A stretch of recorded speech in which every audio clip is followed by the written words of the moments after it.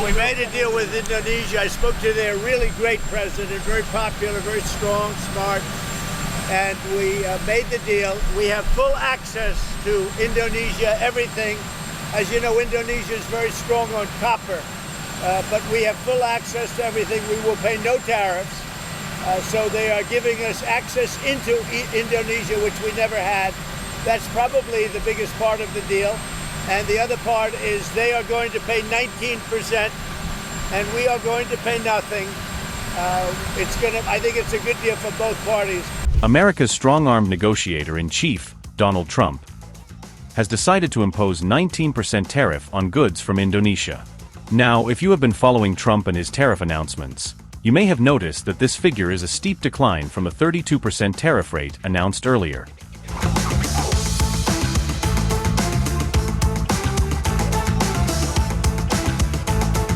Just last week, Trump, in a letter to the president of Indonesia, had said the US will charge the South Asian country a step tariff rate of 32%. Now some Indonesians may feel that 19% instead of 32% is a much better deal.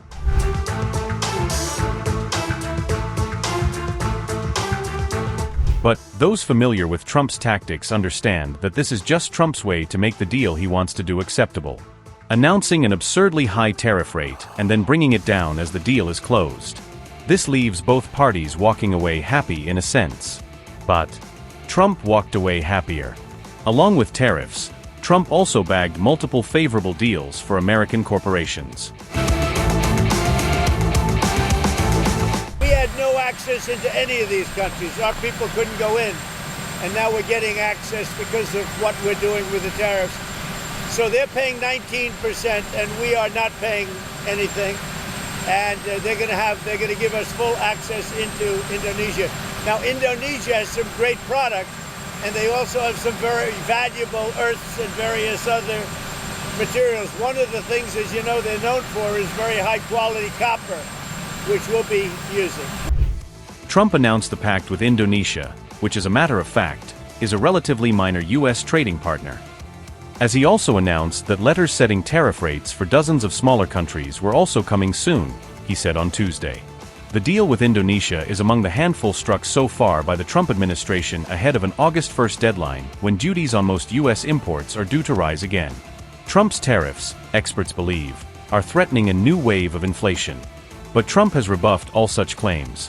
While responding to a specific question on the impact of tariffs on inflation in his anemical style, first he checked with the reporter the news organization he worked for. Do you believe your tariffs might have led for inflation to increase last month? Do you think they had any role? Well, we had very little inflation. I don't know. Who do you work for? USA Today.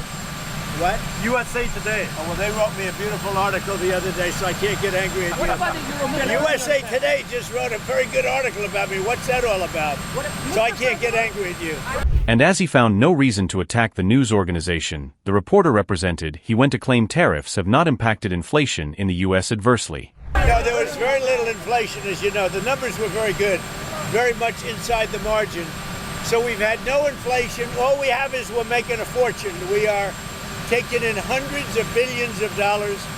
You saw we had a surplus of $25 billion last month, which we haven't had in many, many years.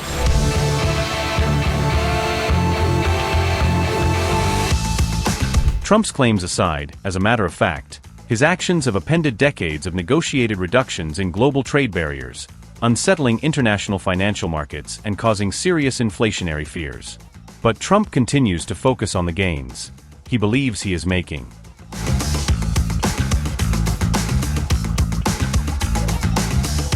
Indonesia's total trade with the U.S. was just around $40 billion in 2024. This is one of the reasons experts find the tariffs on Indonesia just strong-arming a small nation. In fact, the U.S. trade with Indonesia is so small it does not rank in the top 15, though it has been growing. U.S. exports to Indonesia rose 3.7% last year, while imports from there were up 4.8%, leaving the U.S. with a goods trade deficit of nearly $18 billion. The top U.S. import categories from Indonesia last year were palm oil, electronics equipment including data routers and switches, footwear, car tires, natural rubber and frozen shrimp.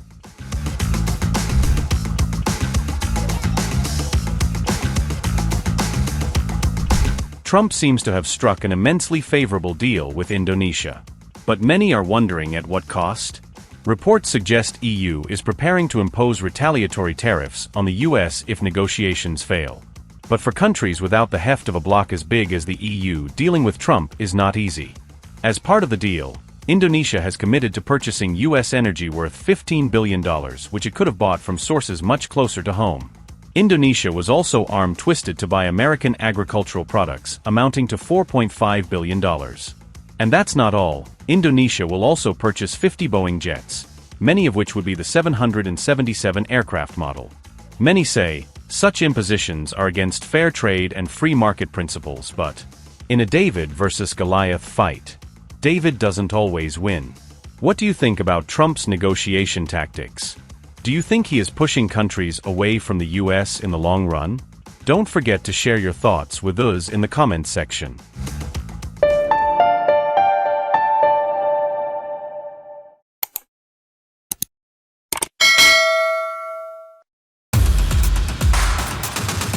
In a world where business never stops, Mint keeps you ahead, any screen, anytime. From studios to the ground, Mint breaks down business, leadership and lifestyle, boldly, visually and smartly. From boardrooms to markets, from personal wealth to industry trends, we bring you the insights that matter. Mint is doing brilliantly well. It's a well-read page, I would think. What fuels India's biggest CEOs? Ride along and find out. I have to work that much harder. I have to put that much more in. Over the years. Earlier I could say, no, I can't afford it. Yeah. But now I can. Want to invest like the pros? Learn from India's top market experts. Things like that worry me about markets. I don't want to buy a house to invest. Your money, your future. We make finance simple. Step inside breathtaking homes and the creative minds behind them. So we are at a house in Camellias. I think Camellias is the most expensive property in the NCR and probably the most expensive in the country. India's real estate scene decoded. No jargon, no fluff.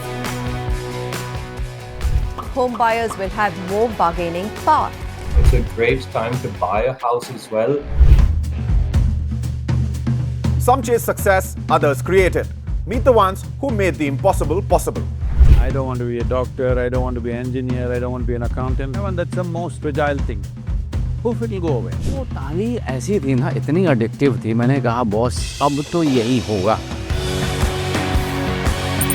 We don't just talk business, we show it, and the world's watching.